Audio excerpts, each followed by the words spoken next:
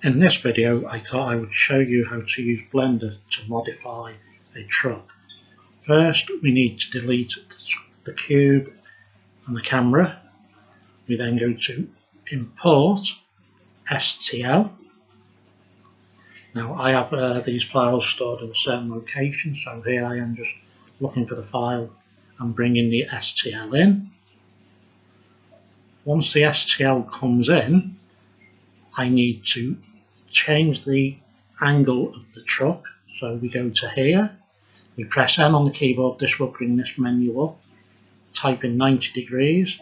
We've now got the truck at the angle we want. We now want to import a mesh cube. Once the mesh cube comes in, we need to move it to the position we want, and then we will choose scaling. Once you've got the scaling tool, resize the cube so it's big enough to do a Boolean cut which will remove part of the truck. So once I'm happy with the size of the cube, I will then use the move tool and reposition the cube where I want it to do the cutting. This can be a little bit fiddly and time consuming, but making it possible for you to take an STL truck which was on Thingiverse and modify it to make it slightly different. So here you can see I've got it in the basic position I want for backwards and forwards. Now I just need to get it in the right place for up and down. Once I'm happy with this, I say this is a little bit fiddly, but it's very doable.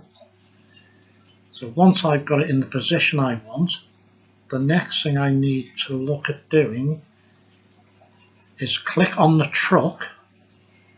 So it's now highlighted in orange. We now need to go to the spanner tool and we're going to use a modifier. We're going to use the Boolean modifier. In the Boolean modifier, we need to make sure we're in object, and then we need to drop down here and we're going to say use cube. Once we've done that, we need to make sure we're in this right hand difference is correct, and then click apply. You'll see here it's then disappeared. You can click on the eye icon and you can see now this is what we've got. We now need to bring back the cube, click on the cube and delete the cube.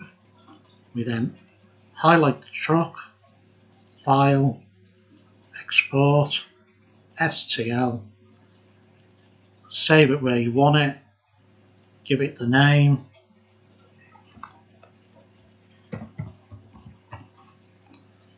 export, and you should be able to bring that into your slicer of choice and create this model.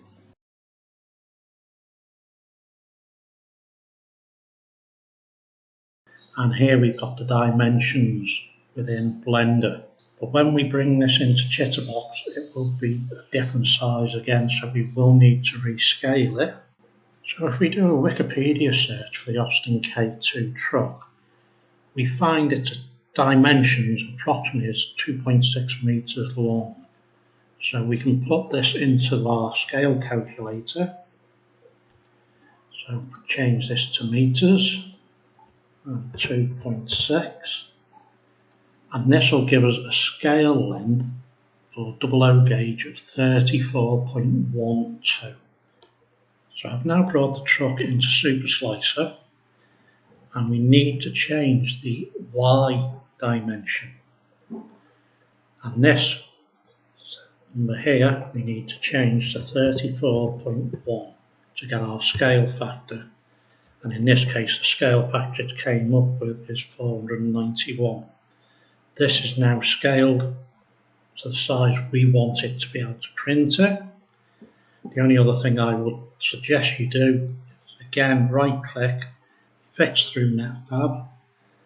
It auto repaired 20 errors already, but we'll just let it go through and make sure the file is in a good position for us to 3D print.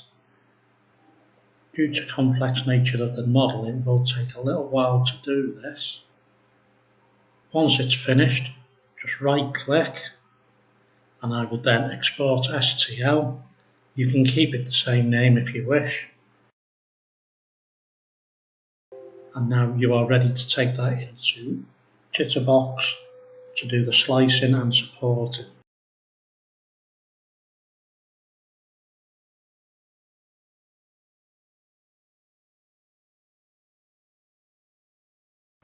So I'm now in Jitterbox and I'm going to bring in the file, which is the truck bed one. If we have a look at the scale, it's now still at the right scale that I want, so I'm happy with that. The next thing I want to do is add support to it. Now I tend to have these settings here, which if you want to pause the video, but this is correct for my Anycubic Photo Mono X, and I'm going to add a platform support. The density I've got to 70%, and then if you have a little look here, there's a few supports that you don't need. Obviously, clicking on remove, don't want this one, don't want that one, remove it. Don't need this one, remove. And I would generally go around just having a little look. Anywhere you think you don't need them, delete them. And then if you have a little look from underneath, possibly add some more underneath on the flat surfaces. Because we're using very light supports, these will peel off very easily, so it's not a problem.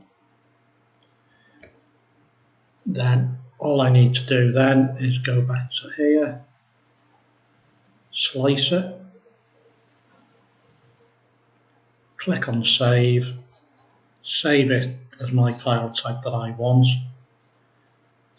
send that to my printer, and then when that's printed, it'll probably take, well, that's going to take about 2.5 hours to print.